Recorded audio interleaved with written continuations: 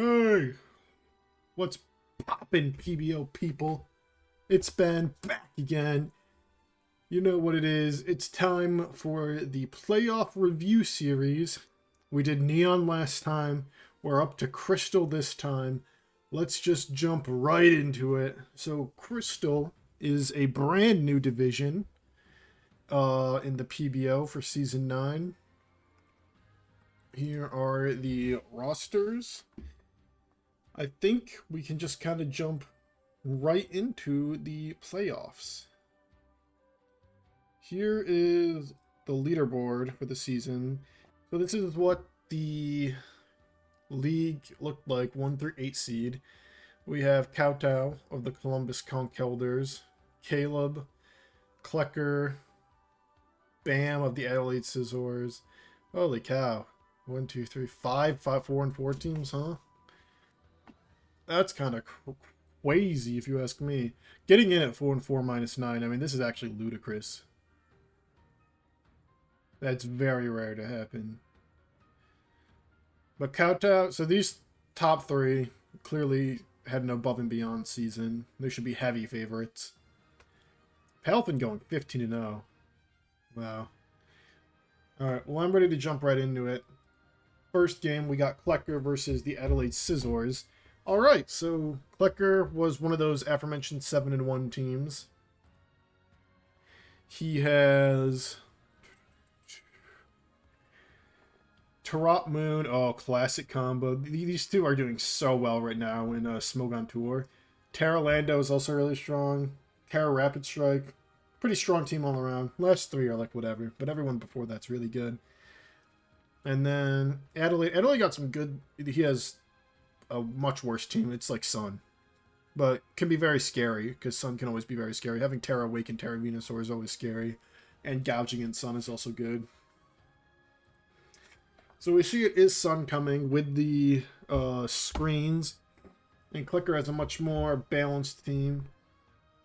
Klecker's Terra is Lando and Toxtricity, both normal, which is interesting.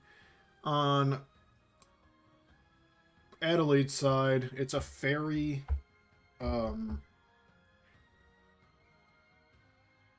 Wake, and a Grass Venu. So both sides have 2 different Terra options.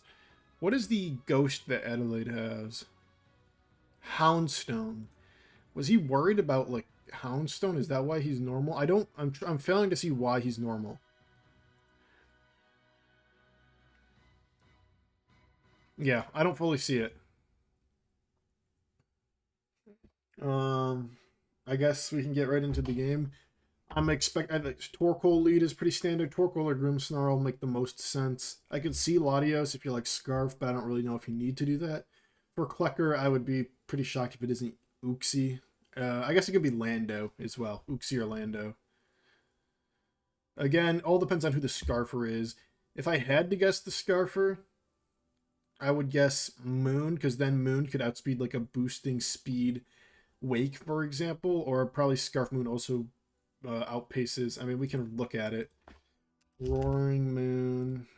Let's just give it +1 versus Venusaur, Sunsweeper, and we go into the Sun. 568. I do feel like I'm. Let's inactivate. Okay, yeah. I was gonna say that speed seems really hot. So even with a Scarf, but I guess he would be in the Sun, right? So he would get the boost. So if we consider the fact that he would get the boost, it would outspeed with the Scarf. I mean, we're getting into interactions that haven't even happened yet, so like, what's the point of going too deep into it? But because your Scarf, I'm assuming you're going to be gel. There's a way to make it so Moon outspeeds Venu with a Scarf in the Sun, because you're good at speed boost. So that would probably be my choice personally over Lando. We'll see what it is, though. It could also just be like Lando for rocks. But I'm guessing, if I had to guess, I would guess Uxie, Torkoal. It's Scizor instead, and it's Terapagos. So he wants to lead Terap just to immediately get off damage, which tells me that this Throp isn't boots, which leads me to believe it's probably a meteor beam, because usually when you're leading Throp, it's because you're not boots and you have some sort of set you want to get off, and if you have a set you want to get off, I'm guessing it's meteor beam. Scizor lead tells me it's probably just wants the U-turn out and break this shell right here.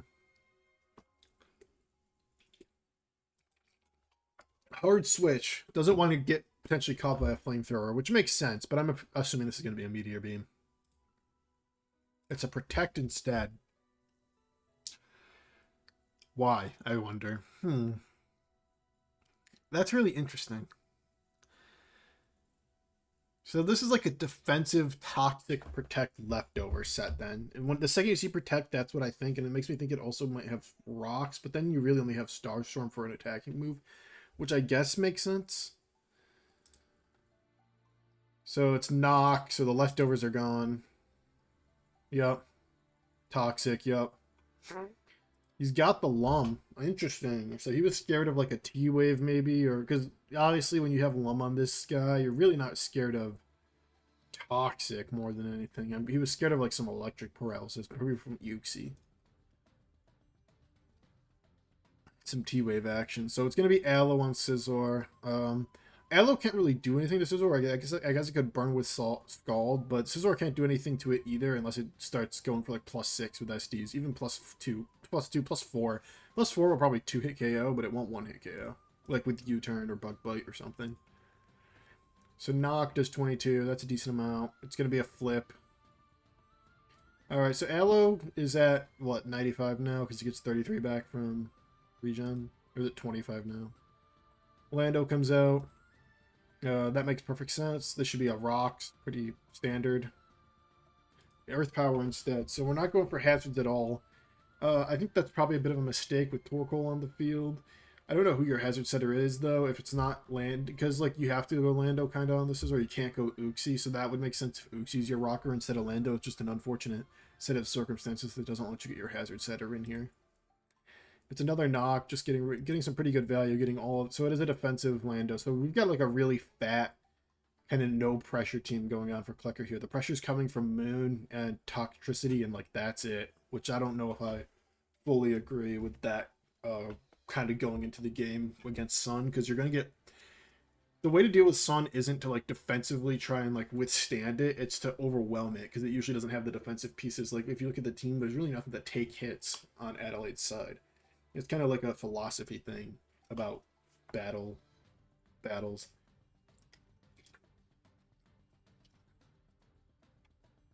So he knocks that. Wait comes in to take another Earth Power. And it's 40. So like he's doing okay damage, but it's a D. Oh, interesting. So is there going to be a fairy move here? No fairy move on the... So I think if this Aloe had a fairy move, he would be like perfectly fine. He could just easily stay in. In fact, being AV, he really should have a fairy move. Being AV and not having a fairy move is crazy, or having a fairy move and not going for it there is crazy. Because you should be, and seeing it's physical, you should be able to easily tank these moves from this Suicune.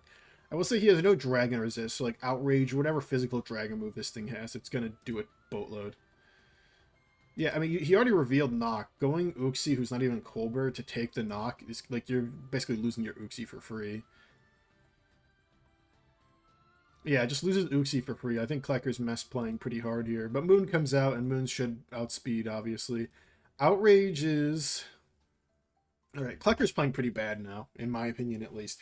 So he's basically sacked 2 Pokemon to get rid of this Walking Wake because he is locked into Outrage now, so he gets to go Scizor and click the Bug move for free.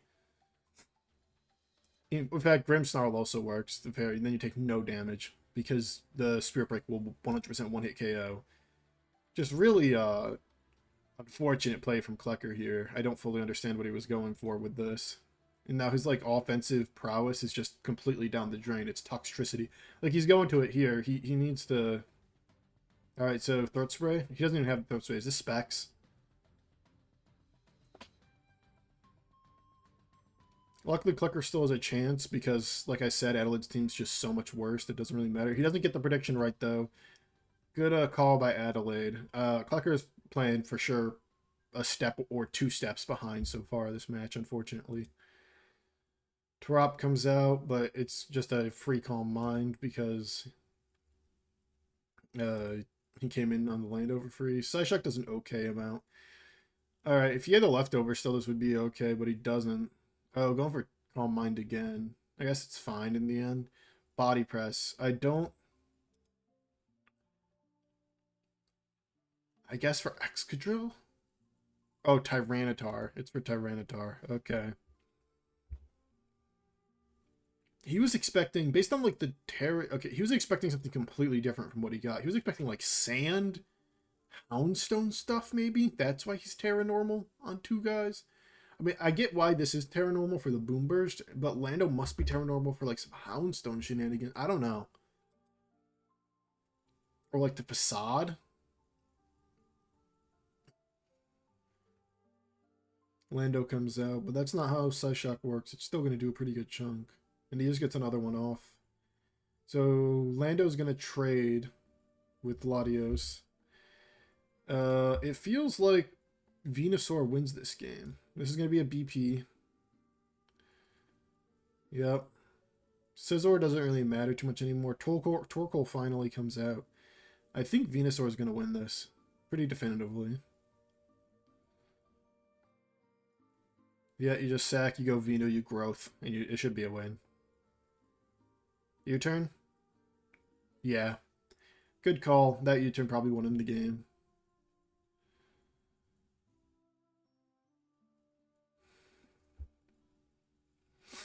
This Tropicus is way too passive to do anything to Venusaur. Giga Drain, it's going to die anyways. Everything dies to Giga Drain Terra Grass. Yeah, you can see this. Yeah, I think Klecker played too passively, and if I'm being honest, a bit too poorly in the middle game there. Completely unnecessary growth. That's no, because the Sylvest is already gone. Completely unnecessary growth. There's just no way. I mean, I can look at the. It did have Mirror Coat, but I can look at the I mean, this is a Terra Grass Venusaur. I have to think. Worst case scenario, Grass, Terra Grass, +2. Like, even if you did that and that, yeah, there's no way Giga Drain doesn't kill. Giga Drains for the Oko. Alright, yeah. What I expected to happen at the end there. I think it was the Uxie and Roaring Moon misplays that cost Klecker that game, which is unfortunate because he did go 7-1 in the regular season. We can move on to General Bisharp, aka Lyrics, versus 090 Poke, who I believe is the Norwalk Noivern. A oldie in the Pokemon PBO. Dill Pickle, yeah. He's been around since season 3, I think. So, a long, long time. Started the same season I did. Was actually the first person I ever played in PBO. So, looking at the matchup, let's look at the teams overall at first. So, it's Bundle, Enam, Terra Dirge, Terra Lando. Terra Lando is scary. Have to be on the lookout for that for sure. Lyrics has Rye, Terra Hands, Cinderace. Rye's team is better by a little bit. By a little bit for sure. Rye's team is, or Lyrics team is better. I mean, and Lyrics also went, I believe he was one of the 7-1s. Am I getting an ad? God damn it, YouTube. I don't have YouTube Premium. I skipped this yet. Alright, there we go. Go to game. Leaderboard. No, he went 4-4 too. So this is 2 4-4 guys. Alright.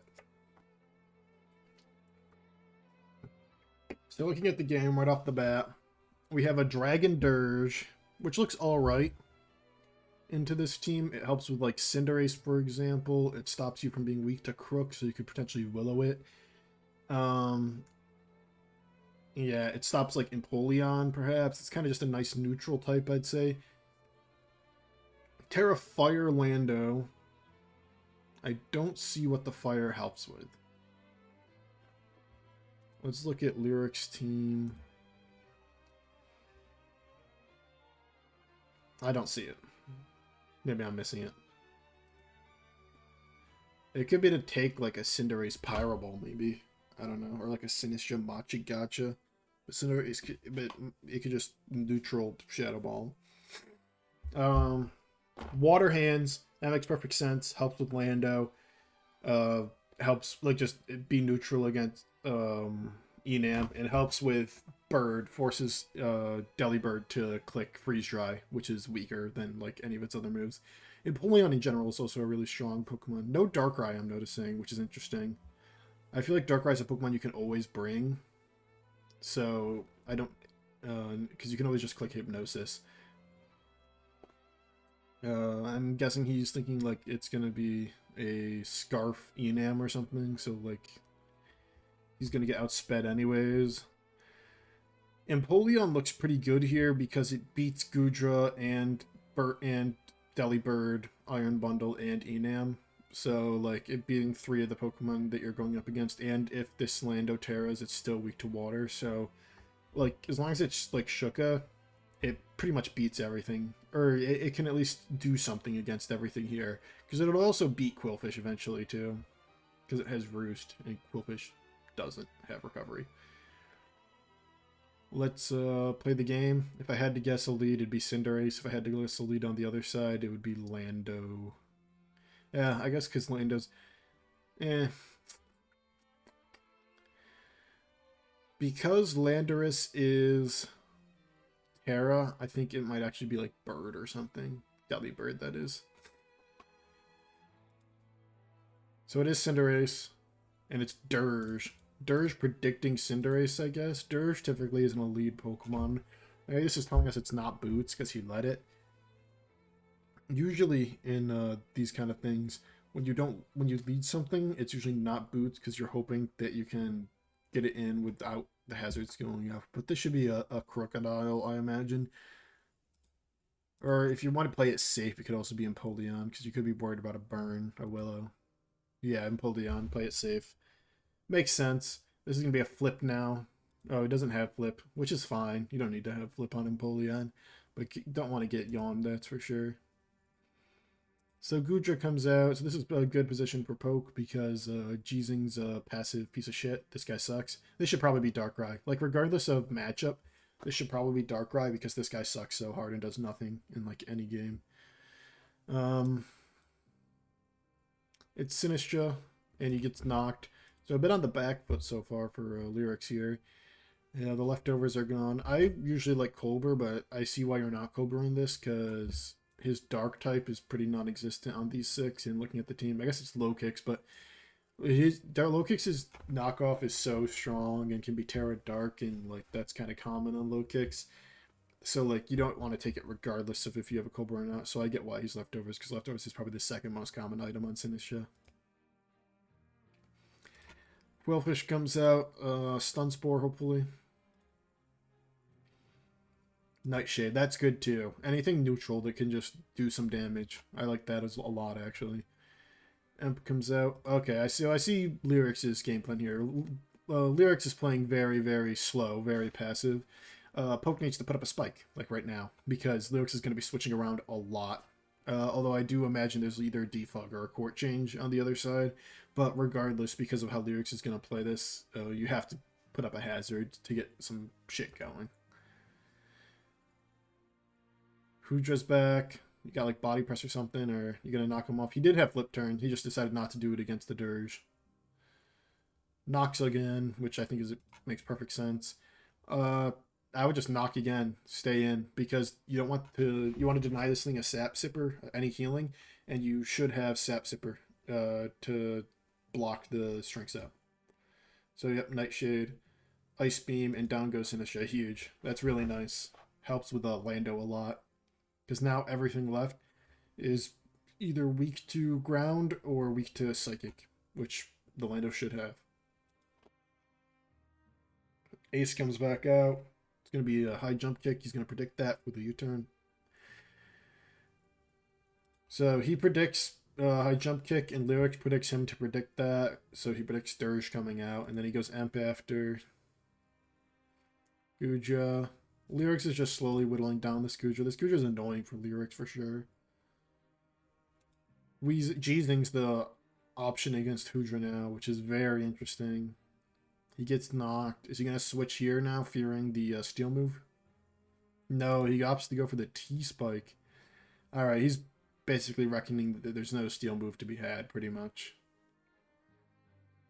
He's taking a lot of damage that I don't know if it's necessary to take, but it's fine. I mean, like I said, Jeezing's a piece of shit. Like, yeah, so passive piece of shit Jeezing does nothing. Gets a T-Spike, but Coolfish is still alive, so it doesn't matter.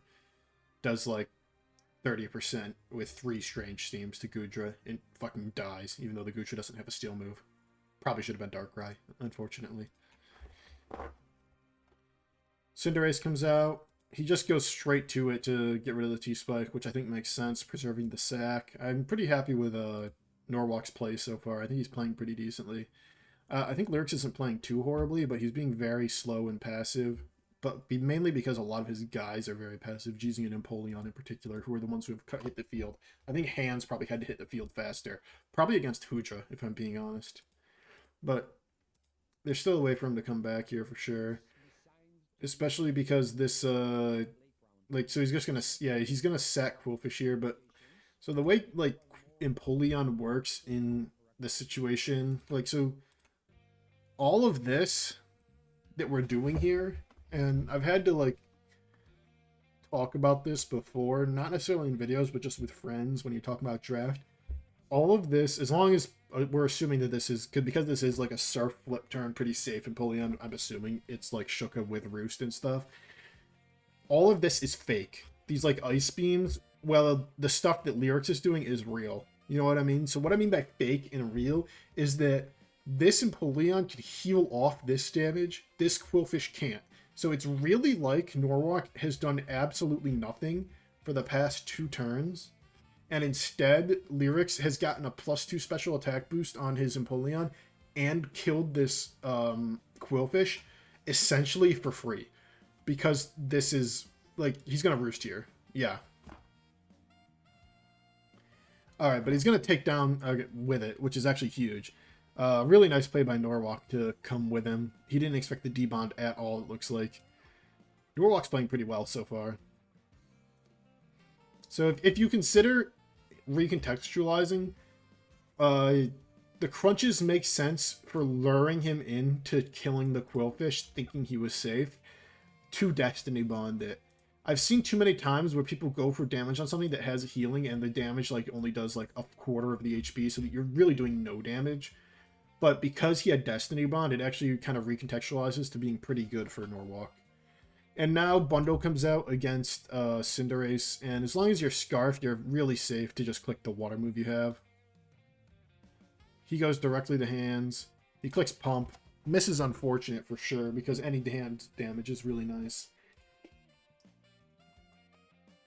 Insta Water. You had to know that was coming, so you gotta flip. Yep. And this is why you preserve the Hudra, because from earlier, and why that was a good play, because this gives you a completely free switch into something now. Oh, you even live, so you get some chip off on something. Nice Draco. Huge live. This Hudra put in super overtime. Definitely the MVP of this game. Dirge comes out. Completely walls this Cinderace. Gets the poison though, that's nice. He's getting pretty lucky. I probably would have just gone for a damaging move. I think yawning at this stage in the game doesn't really do anything for you.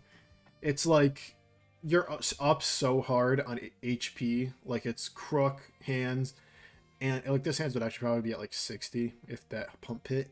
Lyrics is getting a little bit lucky at the end here, but he is so far down, I don't know if it matters. But you're up so much HP that just do the damage you can do, and you'll win, probably. None of these guys have healing. I mean, Hands has Drain Punch, but none of these guys have healing moves. Alright, so you preserve Dirge. He goes for Yawn, so he's just calling He's just trying to sack the Dirge at this point, it feels like. He gets the bunny on a earth power.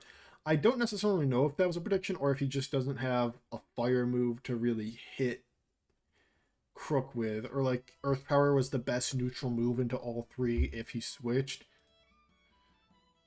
I'm assuming the reason Lyrics went to Cinderace is predicting him to go to like Enam, for example, or Lando on the Crook. But I thought it was pretty clear based on the fact that he yawned the previous turn. This turn, turn 26, when Lyrics set up rocks. Which, by the way, late game rocks, I really don't know if this was necessary at this point. Probably just kill the Dirge, if I'm being honest. Like, when you're so late in the game, like, you're down to your last three guys, and one of them's pretty low, these rocks, like, what does it do? How many more turns of switching do you think there's actually going to be in this game? I think he was sacking the Dirge pretty much from the beginning. He wasn't planning on switching at all, and now it's going to be Enam. It's Bundle. So this should have been Enam, realistically, because if he's not Scarf, he doesn't outspeed you, and if he is Scarf, you for sure outspeed him, and Oko, if he is Scarf, he doesn't kill with Knock. But Bundle is also fine, so long as you're Scarf, or does Bundle outspeed Scarf Crook? I doubt it. Scarf is so strong.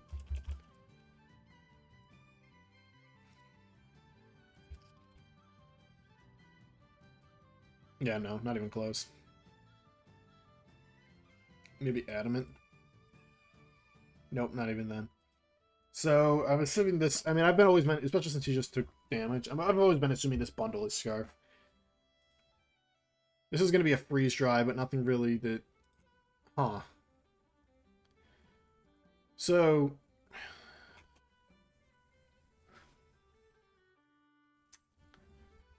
Norwalk's misplaying a bit at the end here for sure, 100%. There's no reason to Ice Beam. You should, knowing that he's water, you should for sure freeze dry if you go Bundle.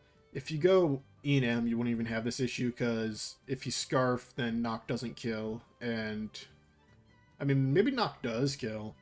I doubt it, man. Like if I give him +1, because like Enamorous. Knock. No, Knock doesn't kill. Even with Adamant at +1. Alright, well he wasn't Scarf Bundle, so I'm assuming it's Scarf Enam now. This game should be over no matter what anyways. But I don't know why Enam didn't come out after he got the free switch-in from the Dirge sack. He predicts Enam here and gets it wrong, so it doesn't even matter in the end.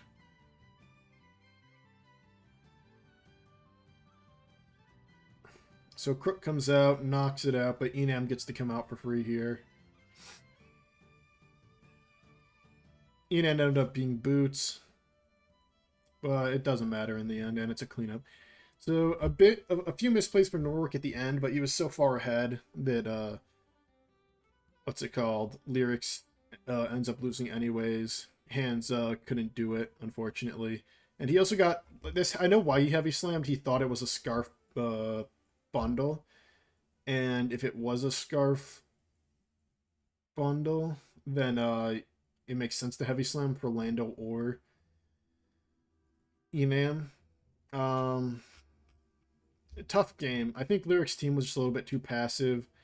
The Empoleon was probably a detriment more than a help. It didn't really do anything, and the Wheezing, he got caught on a Destiny Bond for sure, and the Wheezing was straight up putrid. I really should have been Darkrai.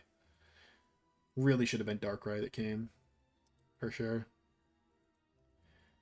Alright, we can move on to the next game.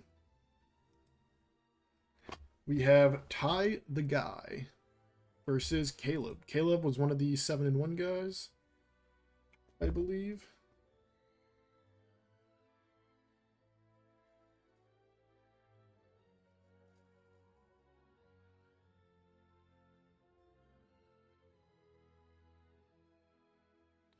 Yes.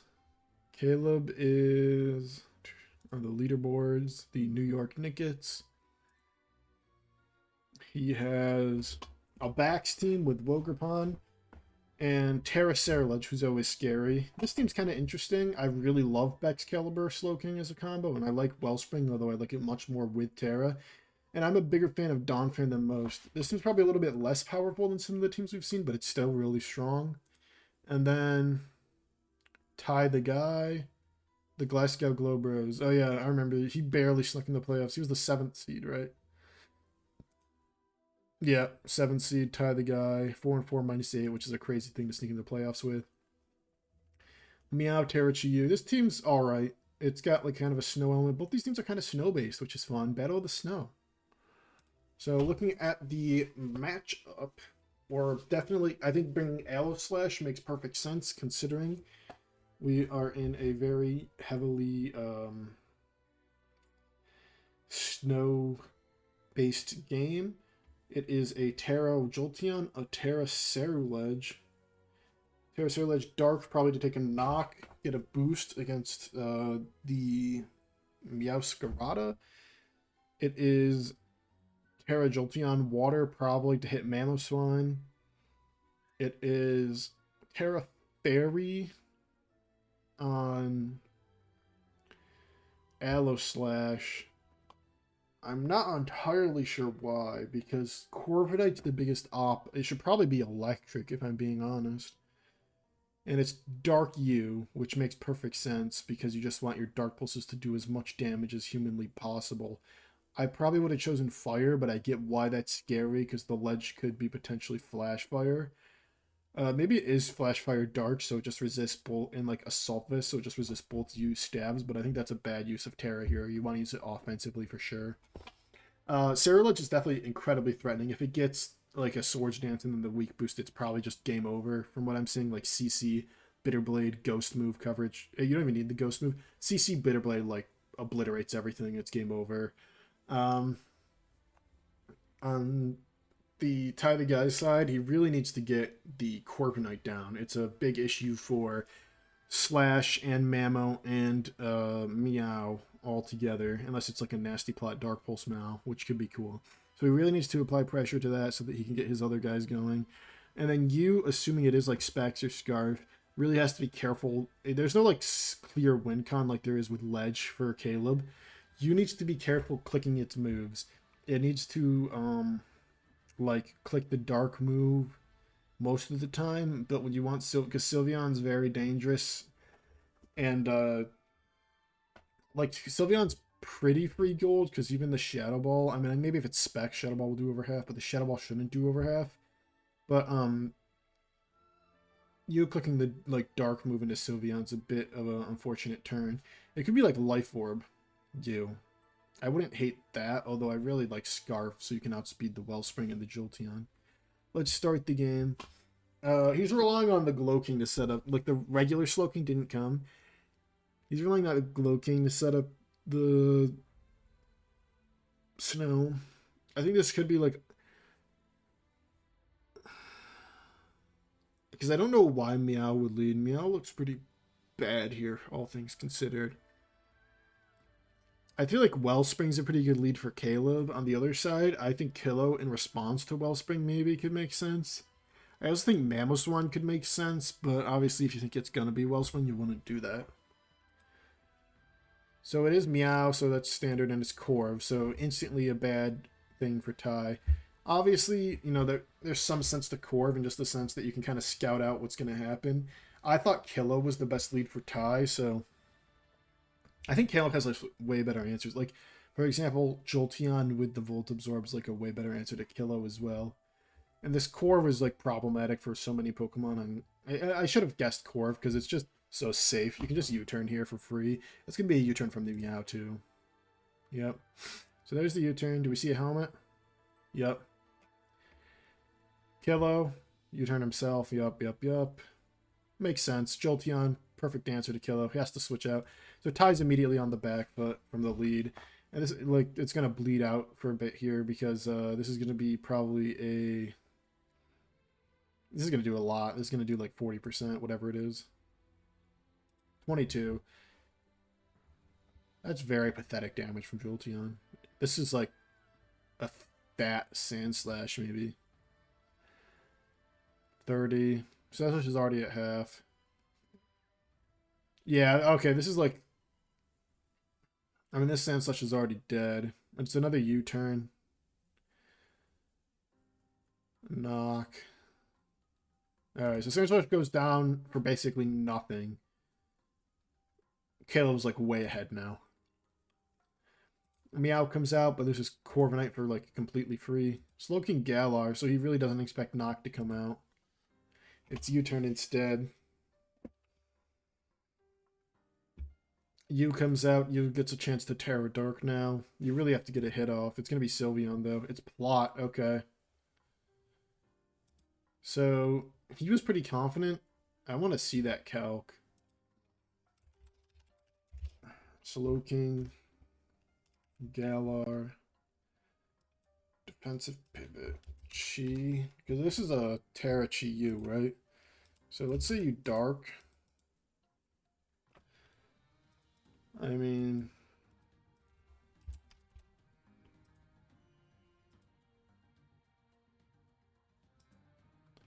he does live. If he's max Spadef, he does live with a Culver. Ledge comes out. Okay, so he is like some AV Terra Dark plus Flash Fire shenanigans. Flinch? No flinch. And you goes... oh, you has a Sash. Interesting. Shadow Sneak, though? Oh, rough. No sneak. He predicted the sneak, but it wasn't sneak, and now this thing gets all its health back. You lost you and Meow for no reason. Oh, it's so devastating. Alright, well... doesn't have the speed this Mammoth has, though. Oh, this is a Scarf Mammo. Clutch?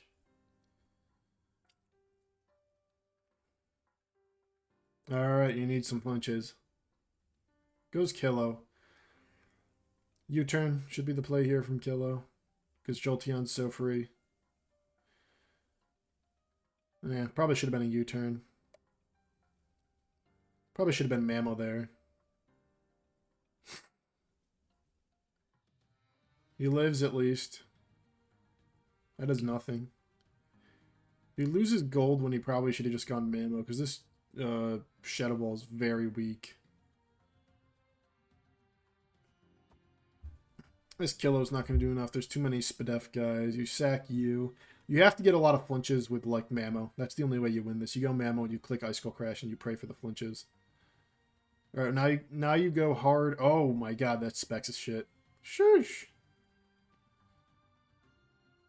Alright, Sylveon cleans up the game. Yeah, pretty dominant from Caleb. The really big play was the Shadow Sneak prediction into Meow that got him the game, but he was down from the very beginning. Like, Slash didn't really have a chance to do anything. It kind of just knocked until it died. He just let Caleb kind of get a lead from the very beginning, and the only time he ever got any momentum was like with Mammo through a flinch and stuff like that, unfortunately. And you had a chance to kind of do something, but he also didn't Terra the U. I mean, the U was Terra, right? I wasn't hallucinating. Yeah, it was.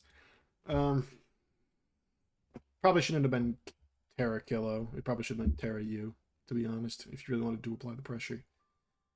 All right, last match of the quarterfinals now. It is time for Aiden, aka Apocalypse One, versus Turbinator, aka Kowtow. So Kowtow was the 8-0 guy on the leaderboard. Very dominating season, 8-0 plus 30. Palafin went 15-0. Absolute massacre of a season for my boy Palafin. I love that guy. And Aiden went 4-4 minus 9. But he has an insane team. Like, if you look at these six, Torn, Azu, Dragapult, Ting, Lu, Jirachi, like, this is a crazy team. Terra, Quickwave, and these six could beat any six, probably. It's probably better than what Kowtow's bringing up here. Kowtow has Palafin, Treads. Terra Apple is fucking insane, though. I'll give it that. There's like an Overquill. These are both really killer teams, to be honest. So it's a Terra Fairy Weavile, a Terra Electric Hydrapple. That Electric Hydrapple is obviously in preparation for a Sap Sipper Azumarill. He's going to be very, very scared of that potential outcome. The Steel Quaquaval on the other side is probably the most likely terror, but Ting Lu could also terror Grass to kind of take like a Grass move from Hydrapple in case it's like setting up nasty plots and maybe whirlwind it out. But I imagine Steel Quaval is here to like take the stabs from Hydrapple, potentially also take like a Grass stab from Ogerpon. Um, I wouldn't be surprised if it is Sap Sipper Azumarill, considering the heavy grass emphasis, and also a defensive Azumarill could potentially take like a Palafin hit as well. So I could see definitely some use case in a defensive Azumarill, although the offensive play rough set with water coverage is also very strong here as well. For leads, I think Torn makes a ton of sense from Apocalypse 1. He has so many different leads. But I actually wouldn't lead Ting Lu, for example, or like Raji, even though those are viable leads. I think it's probably Torn or Pull. If I had to pick one, I would lean towards Torn. On Turbinator's side, obviously Palafin makes the most sense, but I wouldn't be opposed to like a Ogerpon set if he thinks it isn't Torn. If he does think it is Torn, I also wouldn't be opposed to like Treads, for example, leading. So it's Weavile, and it is Torn. So good call from Kowtow, basically predicting Torn, I would have to assume to be the lead. I could also predict like Ting Lu and just want to get some chip on that. This thing does have two Pokemon that resist both its stabs, so it's not like a great here, but forcing either of them to come in right now is pretty good pressure. And he does force the duck in, but he misses the axle. That's really rough. Because you essentially lose out on your advantage of getting the lead correct from that. Granted, he probably doesn't bot as much to himself if this is like a defensive helmet duck, but if it isn't, you basically lose out on probably what's net like 30% if I had to guess.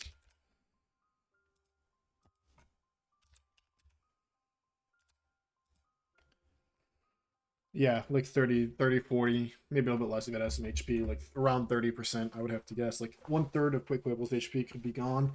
And considering how devastating of a sweeper Quaquaval has the potential to be, not getting that is really unfortunate.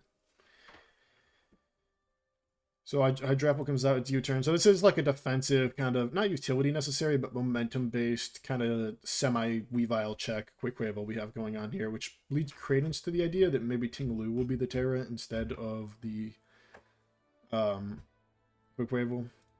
Hydrapple comes out, it's going to be Jirachi. I would be surprised if Hydrapple just Terras here and stays in, but it decides to switch.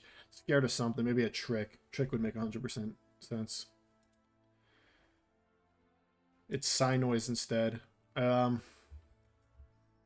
So the momentum swings back in Kowtow's favor because he got that for pretty much nothing. And now this is a completely free knock.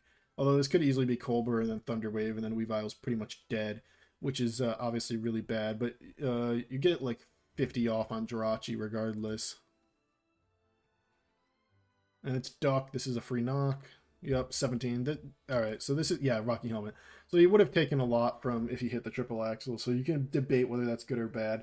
Considering it's Rocky Helmet, I would think this is Roost, which means it's actually probably better for Kowtow that he missed in the short term. But you knock off the helmet, so now your triple axles are much freer.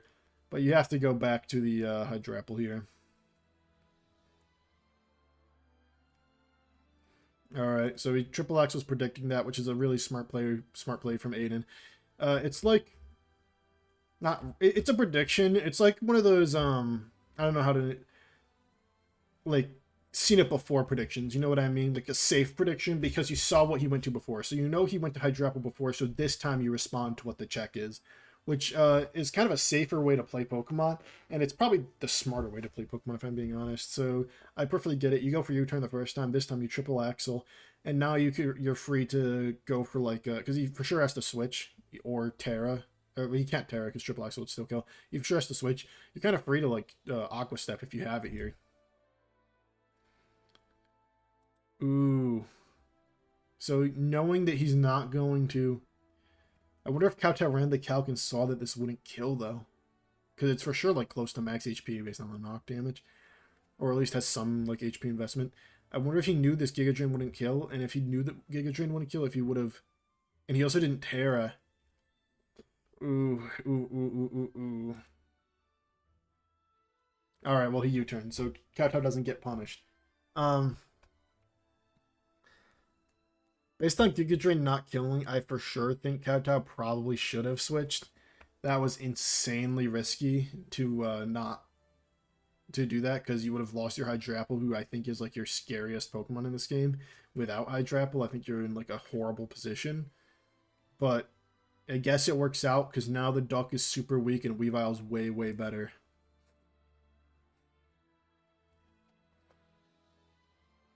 You could have Electric there. You probably could have Terra Electric and gone for the Terra Blast there. I'm assuming he has it. But this either AV or Akka, so you don't get O-Code. Treads comes out. Choppel. Okay, that makes sense as well. So you don't fear Heat Wave, you fear Focus Blast. Interesting. It's going to be Volt. Revile comes out, and now Quick Wavel's pretty much dead. So for sure, Kowtow's in the driver's seat right now because Quick Wavel's dead. He still has Treads as a sack if he needs to. He stopped the sweep potential from Torn, and all the damage on Hydrapple is temporary damage as long as he plays Regenerator right. Tread sack makes perfect sense. You could argue he could have pivoted to Hydrapple and then pivoted to Treads, but you know that's like really risky, and I don't know how necessary it necessarily is. Hydrapple comes right back out. It's going to be an Electric this time now. Yep, there's the Electric. It's going to be a Terra Blast. I would argue he probably could have done this against the Torn, but I guess then, like, what do you do after that? You would have to sag something. It'd probably still be Treads, and you go Weavile, and you're in a pretty much the same position, except you have, like, probably a little bit of damage on Torn. I don't know. It doesn't matter too much. Plot comes out. Alright, so we have Encore. Clutch. Clutch Jirachi Encore. I was going to say, if he didn't have Encore or like something to stop this Hydrapple, it was about to get ugly real fast, but now he's forced to switch.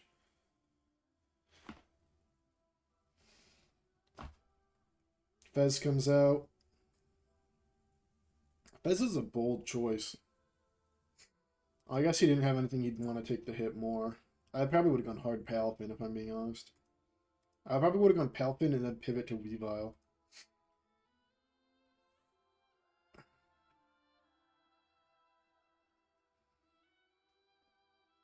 Alright, so this Jirachi, that does a good amount. This Jirachi is actually being very annoying.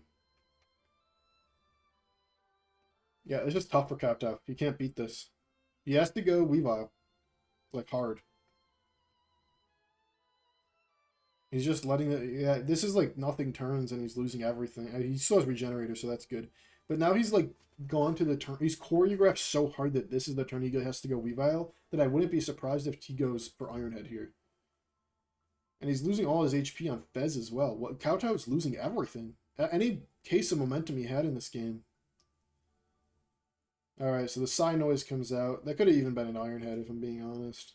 There's like no downside to it being an Ironhead. He finally goes Weavile, which is what he had to do probably like 4 turns ago, if I'm being honest. Alright, so the Jirachi steals. I mean, yeah, so like you had to be fearful of this, but at the end of the day, there's nothing else you can do. The Fez and the Hydrapple, who are now so incredibly low, couldn't do anything to this anyways. So you kind of had to do this, and now you have to go Palafin, and you have to kind of get big on big. You have to flip. I think Jet Punch is a mistake. You for sure had to flip there. Flip killed, right? If you're banded at 28, and this is for sure like a defensive Jirachi. It's not so like. Fez, yeah, Fez ends up taking all its HP from Jirachi for no reason and just dies. So now you don't have a pull answer. I think the Jirachi turns were completely misplayed by Kowtow and probably lost him this game. So this is a Scarf Ogerpon. So now you know he knows your Scarf. So yeah, he's gonna go. So you have to. Did you predict this? No, we didn't. Unfortunate. Uh, he knew you were Scarf. So like this is like in the mindset of the opponent kind of thing. He knew you were Scarf, so he knew Ting Lu was completely free. So you have to assume he's gonna go Ting Lu since he knows of how free it is. Ting Lu comes out, and now you go Palafin, but you don't have the free Palafin you had before. He goes for a late game spike, probably a bad play. At this point, you just want damage. Pult Sack is so free. Just staying in Wave Crash. Yep, that makes sense. Azu, so like you had to go Ogerpon, yeah. This is gonna be really close actually. If he didn't take so much damage on this thing from the damn. If he didn't take so much damage from Jirachi, if he went Weavile earlier, I think he wins. So it is just offensive Azu, which I think makes sense. Missing player off is huge.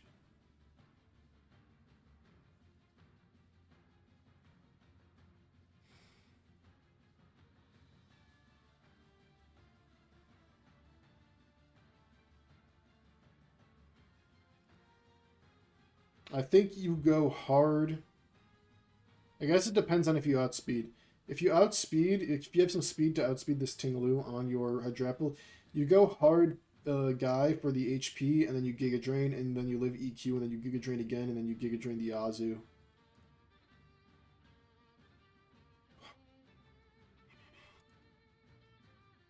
I don't get it. Huh.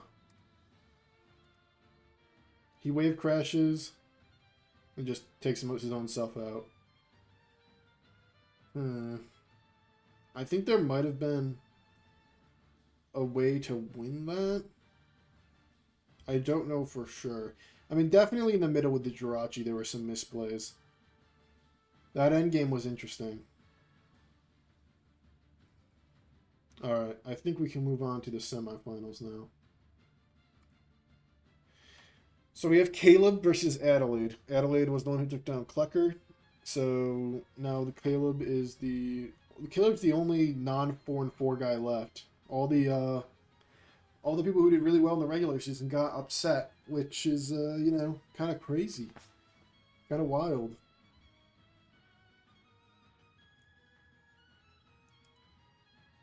So hold on, I didn't say. Well, it's Grimmsnarl. I think Caleb's probably gonna lead.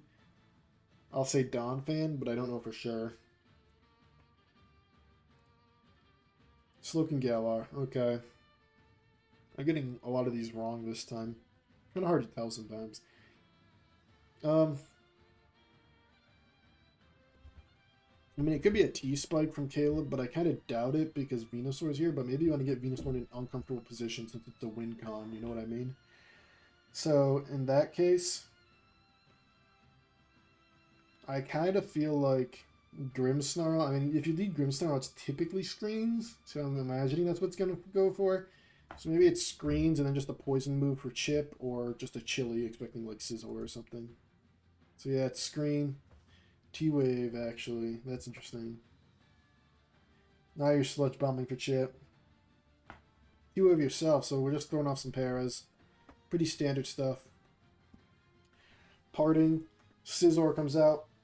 Brick Break to get rid of the screen. Alright, nice having the Brick Break. I like that a lot. It's knockoff on Ogerpon. Knockoff on Scizor, but you're dead. Yeah. I don't know if that was... So, Caleb's on the back foot already. I don't know if I love that. Losing a Wellspring for essentially just getting one knockoff. I don't know if going Wellspring on Scizor is necessarily the play. I probably would have gone like Donphan or maybe Gyarados first. So this is Quick Feet, potentially to outspeed in the sun, which makes perfect sense, like Venusaur or... I forgot to look at the Terras, huh? So the Terras are Ground Jolteon for like gouging and Torkoal. Fire Wake, so that would also get outsped by Quick Feet, Ground Jolteon. And Grass Venu. Grass Venu would get walled by this guy. Earth Power would do a lot, but I don't know if it would 2-hit KO with Spit Up. Like, I don't know if it would OHKO at +2 or 2-hit KO at neutral. You know what I mean? From like a growth or whatever. And we also have a ground Ledge. So he's really looking to get the ground moves off and also not get paralyzed by Prankster Grimmsnarl. Rocks go up. Finally, we have like an early rocks, so hazards actually like play a real role in the game.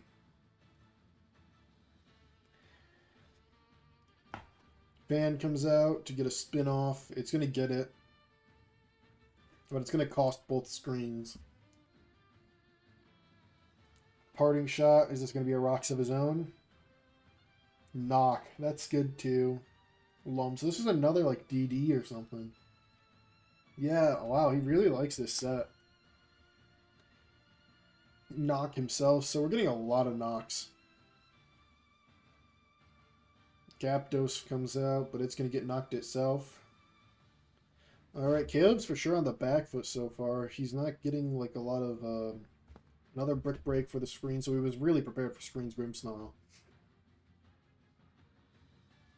Rocks goes right back up. So Adelaide's really keeping the pressure up. The Parazarthos have not been kind to Caleb. Alright, well he's gonna... So I would just kill this. He's gonna T-Wave for sure to try and... Oh, here comes the T-Wave. Yeah, really unfortunate. Poor foresight by Adelaide, in my opinion, to go for Dragon Dance there when he knows this thing has T-Wave and it's for sure clicking it here to cripple this. Because if he gets the... If he got paralyzed here and he got this DD off, it's probably game over. This Suicune probably sweeps. This is a sack. Knock, so it's not even a sack. Rough. From really good to really bad. Rough turn of events for Adelaide here. Yeesh.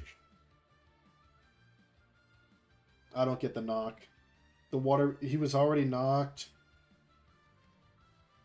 You're looking to knock like Donphan. Donphan's for sure not coming out.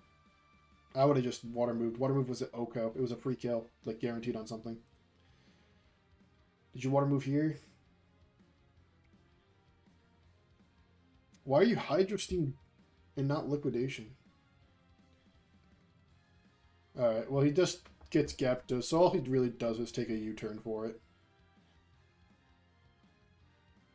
He's gonna get this thing too, as long as he does. Oh, he got Parrot tough. He would have got this kill as well. A really tough para.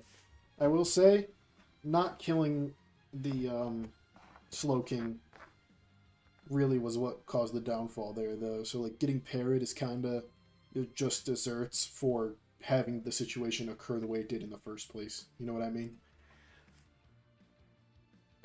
Grimmsnarl comes out. He's just going to go for screens again. But he's going to get parried. He's going to get a lot of paras this game. Holy cow. He keeps going for screens, but all these guys have Brick Break. Scizor comes out, which I think makes perfect sense. I mean, as much sense as it can make. But these hazards are going away now, so now Caleb's kind of has the pressure up. Defog, so now he's completely gotten rid of that. T-Bolt's not going to kill, though. Your turn. So now Jolteon's dead, so the Mon's advantage on Adelaide's side is pretty overwhelming. But Ceruledge can pull this off. It's going to be a parting. Yeah, this thing has proven to not have a move to really hit Scizor. I don't know why he keeps knocking and not U-turning. If he U-turns, he keeps the momentum up and things are looking really peachy. Adelaide's kind of playing with his food. He should win this, like, realistically. But Adelaide's, like, not really doing anything. He U-turns there. To go to Grimmsnarl and die, potentially. Alright. Can we get, like, a... Alright, so Donphan comes out. This is a U-turn. Why? He keeps knocking on the wrong turns. Why didn't he U-turn there? I don't get it. He knocks... The one time he U-turns, it's the wrong turn, and every other turn, he's just getting it all wrong, unfortunately. And now he's going to lose his Grimmsnarl for it. And he gets bricked and killed, so that turn doesn't even matter. So he was really looking for like a free Torque Hole entry point, but it's really not even free because he immediately... Really a big choke job going on by Adelaide here, if I'm being honest. It's going to be a spin. He might outspeed. Bullet Punch? He lives.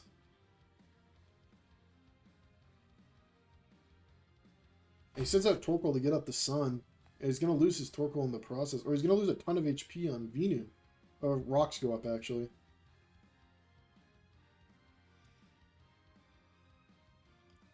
Glowking's at like full health now. This is interesting. I really think Adelaide choked the bag here hard with the turns with Scizor and Grimmsnarl.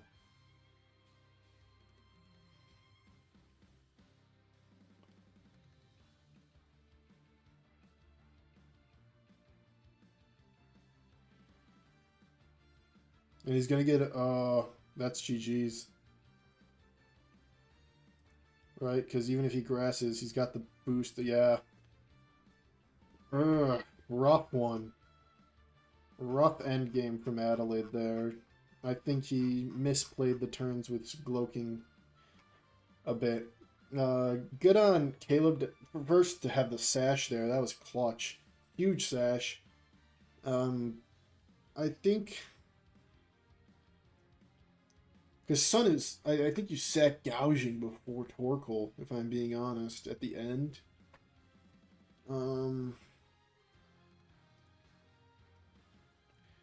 Letting Glowking get all the way back up on Scizor and like not getting the momentum turns right and losing Grimmsnarl in the process. I think there was just like a middle game where Adelaide really let it go, and Caleb clawed momentum back from like the jaws of defeat because he was down like 3-5 or something. Really, kind of a dominant showcase of Regenerator more than anything. Shout out to Regenerator, best ability in the game. All right, next we have Norwalk versus Aiden. Aiden has a Quaquaval Steel yet again, probably for Enam this time. It also probably gets a good setup turn on like Gudra, for example. And it's also a Ghost Ting-Lu, likely for some Pokemon that's not here.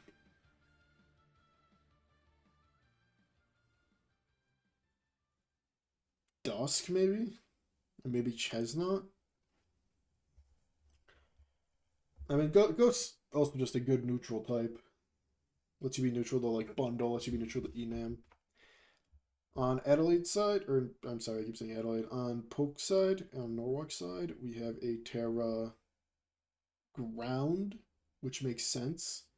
Because Torn is, has to be careful of the rock slides and everything else. Doesn't want to get earth-powered. And a Terra Water Dirge.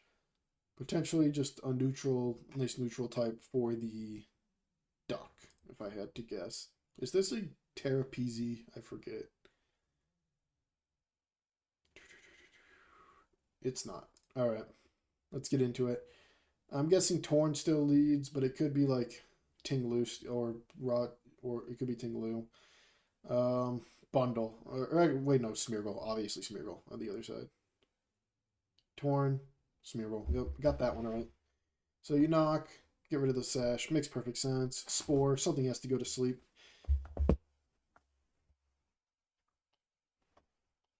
So he's going to get up all the hazards. I would get up another hazard, because I would bet he doesn't have removal. Very rarely this Duck runs spin. So it's a knock. Chesto goes away. Ice Beam, that does literally jack shit. Spike goes up. There's no removal on Poke's side either, so all these spikes are horrible for him. Pump. Smeargle sack, but he's going to get +1/+1 off of this. Oh, he's going to get +1/+1. Oh, nice Burning Bulwark. Huge Burning Bulwark. Really clutch. So now Dirge comes out, so that's basically confirming, hey, I'm about to water. He doesn't even do it. Balls of steel to not do it. Now Hudra's the answer to this. That makes a ton of sense. Trick, so now Hudra's scarfed. Alright, unfortunate. Nice crit. That does jack shit damage-wise, if I'm being honest. Alright. Well, now is a perfect chance to set up.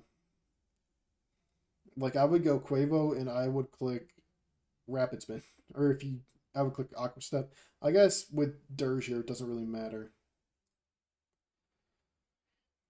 Use this opportunity to get up the third spike, probably, right?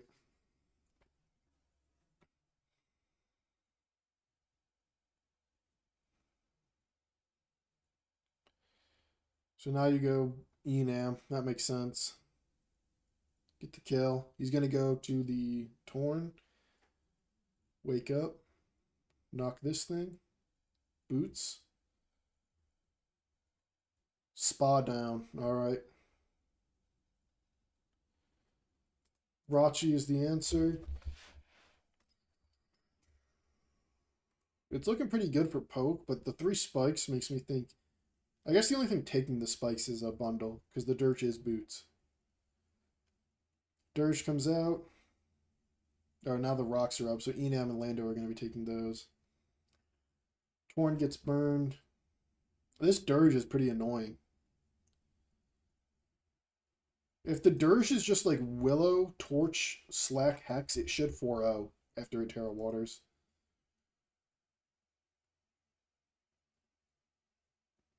Oh, he tries to predict the switch, but he doesn't do it.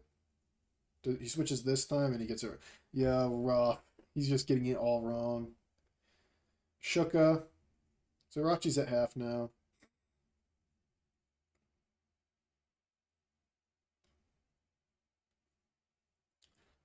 This is going to be a...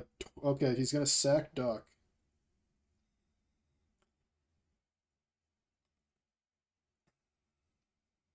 Torn, do you have Rock Slide? Oh, rough miss. Gargantuan miss, if I'm being honest. Yeah, that miss was huge. That really...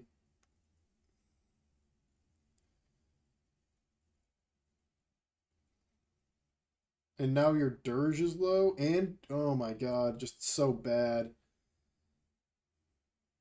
And you lose... he should still win.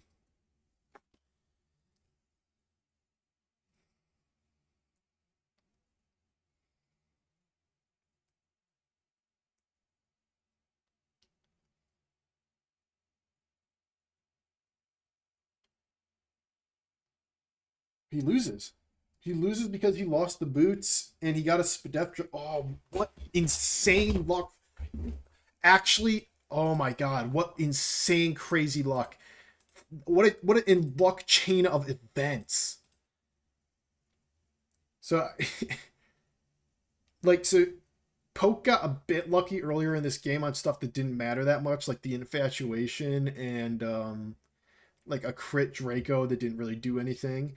But all of this matters. All the stuff that I'm about to show matters. And like fucking was an insane chain of events. So first, this knock. Uh so the very first thing, missing this rock slide is huge. Because that allows him to essentially make it so Poke is uncomfortable and has to switch out Lando. Because he also doesn't play this right. He probably should have just sacked Lando and then gone bundle to finish this thing. And if he switches to 45% Rachi probably dies to like pump after the ice move or whatever. But irregardless, missing forces the Bleak Wind, which, you know, if you hit the first rock slide, which by the way, you also have to hit the Bleak Wind because Bleak Wind's 80% or whatever. So missing rock slide into hitting Bleak Wind, and then he hits the second rock slide. So the first rock slide would have 100% got him into range of being like scared he had to switch or something. And then Dersh comes out, takes the Bleak Wind. So he hits another Bleak Wind, and then this huge knock makes it so that this Dirge can't really switch out anymore because the hazards are so fucking devastating for it. Into a drop. So this drop is what forces the switch, because if he doesn't get the drop, then he doesn't have to switch it, which by the way, he probably still didn't need to switch. I'm going to run the calc on this actually. Skeledirge versus Dragapult. Shadow Ball.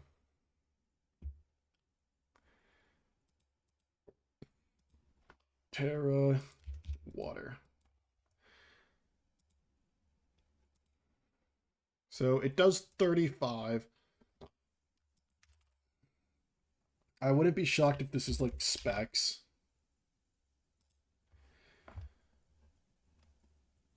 So if it's specs and did 35 and he goes to -1, yeah, he did need to switch. Because this is like worst case scenario, right? I mean, I guess it could be that like he's not max SpDef, because if you go down to like this or whatever, and then you put this back here. No, see that still does too much. The Shadow Ball now, so he had to be a lot of SpDef for spec, unless it's not specs. But I'm pretty positive this is specs. I mean, I could not be, but either way, I'm pretty sure he has a really good chance at living this next Shadow Ball based on 35, and then you go to -1 because it's not like the -2, it's -1. You know what I mean? 1.5. That's like a freaking 50, like that's 55 ish, something like that. He probably should have just stayed in, man. Oof. And then you sack Lando. Oh, he choked.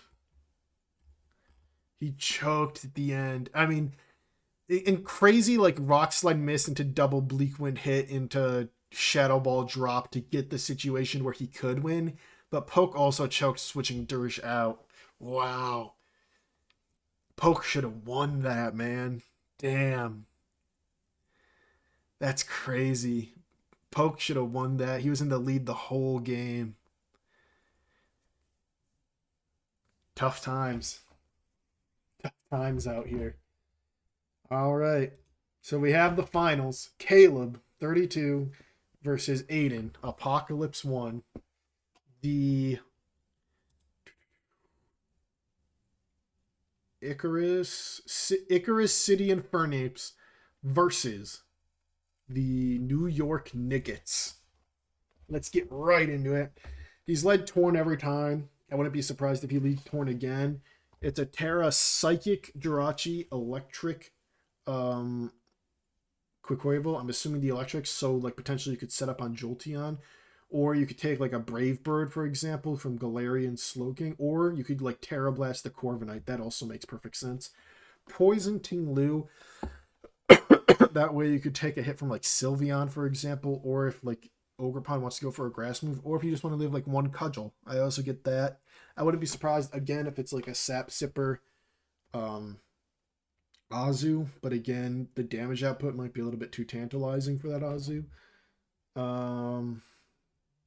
I think like, Glow King Torn, just classics. These two like to lead those guys. It's Pult this time and Gyapdos. So that tells me this Pult is maybe like a support screens, and this Gyapdos is for sure Scarf. Ting-Lu, U-turn. Knock instead. So he was worried about the screens, I have to assume, and went for Knock so that he would lose that Light Clay.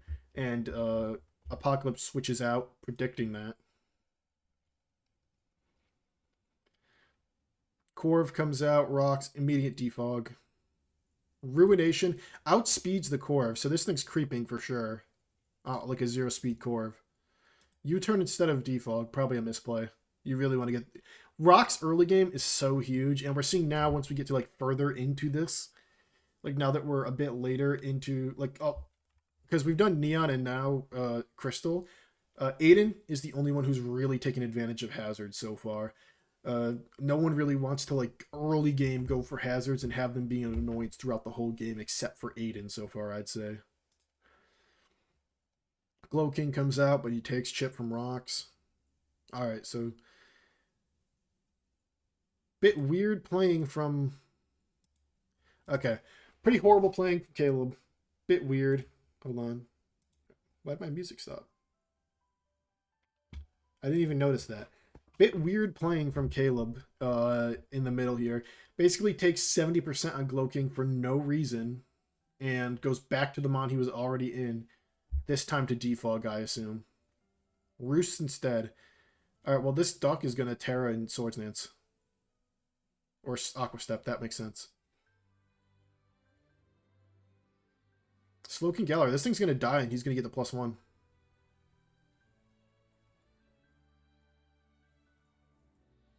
Oh no. This is bad for Caleb. Jolteon, but Jolteon can't do anything to Duck.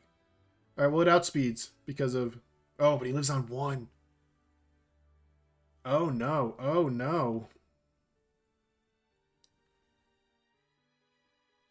He has the Terra Blast. He lives, thank God. Okay, well, quick. Some rough plays from Caleb lose him pretty much 3 guys to Quaquaval. Woof. Really good value on the Terra there from Aiden. He's way up. Way up. Polt comes out. It's going to be Sylveon. Screen. Yep.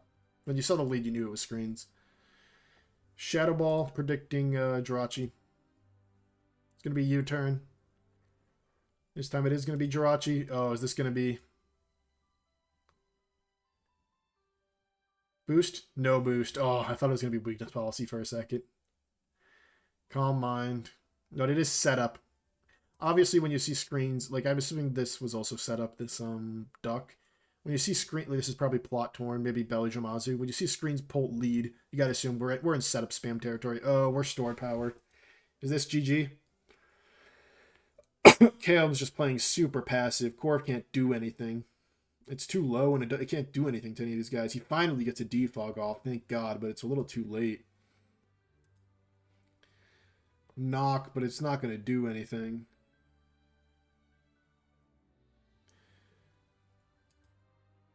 Alright, well, he's getting low because of the... Oh, but he has Wish. Stored power Oko, and I think it's over. That's game, folks. Jirachi sweep to end... Or it dies, but it doesn't matter. The game's too... It's too little too late. He's going to go right back out to Polt and get both screens right back up. Oh, he doesn't even need... Because, yeah, the last 2 are special attackers and Corv's on 1%. He doesn't even need the Reflect. He correctly identifies that. Corv, he's realizing this thing probably doesn't have a move to hit Corv because Ruination can't kill Corv at 1% U-turn. Roost. Okay, so Corv's going to... Alright, so we're seeing some life, but I really do think everything's just too passive. This is going to be a plot. Oh, it's Taunt. Can't defog. I don't know if that was necessary. I think you just bulk up and probably just win, but ultimately it doesn't matter. Alright, well, he bulks up twice and dies for it. I think if he just bulks up when the Corv defogs instead of taunting, he probably sweeps with like the... Because I'm assuming he's like knock acro. But instead he's going to double down. And we're going to get a retread of what we just saw, which is this thing's going to para and it's going to get a light screen. And then Azu's going to come out and knock. Then it's going to play rough. It's going to be G-King. Knock. Oh, rough para. Oh, considering the next knock didn't kill, that's a horrible para. He might have won. Caleb might have won without that para. So I thought this game was kind of over, and that's why I was kind of skipping through. Without that para, does Caleb win? Because he gets the sludge off. I guess it depends, right? Because Sylveon's already kind of low and it's paralyzed. I think Ting Lu still has it because he's going to take rocks and then have to take Earthquake. Don't know if it takes the Earthquake. Oh, yeah, Citrus. Never mind. This thing had it from the jump. Play rough, and that's going to be game. It was really the plays around Duck that put him so far behind that Caleb really just couldn't recover. The Jirachi also contributed, and I think if he played the Torn right, it probably also just swept. But ultimately, it was Duck that really put things, pretty much ended it. Yeah, he said he did that to not para. I think he probably still loses because Sylveon's so low and paralyzed. And also this thing had Citrus Berry, right? So, like, I think he probably still loses, if I'm being honest. Really cool game there. Really cool games. A lot of, like, back and forth, some interesting plays here and there in this one, but a lot of close games in Crystal. Games that could go either way, depending on, like, 1 or 2 plays max. Congratulations to Aiden. That's two championship seasons in a row from Neon to Crystal, and now he's going up to Sunset. Perhaps I'll meet him there. We will play in Sunset together. Could be fun. But that'll be all from me. Thank you for watching. Aiden had a killer team this season, and he played this game incredibly well. This game, especially early on with Duck and then Jirachi, I thought that Jirachi was going to be weakness. But I'll see if it was. It probably did just completely sweep. But congrats to the championship, Apocalypse One, Aiden, and thank you for watching. Peace out.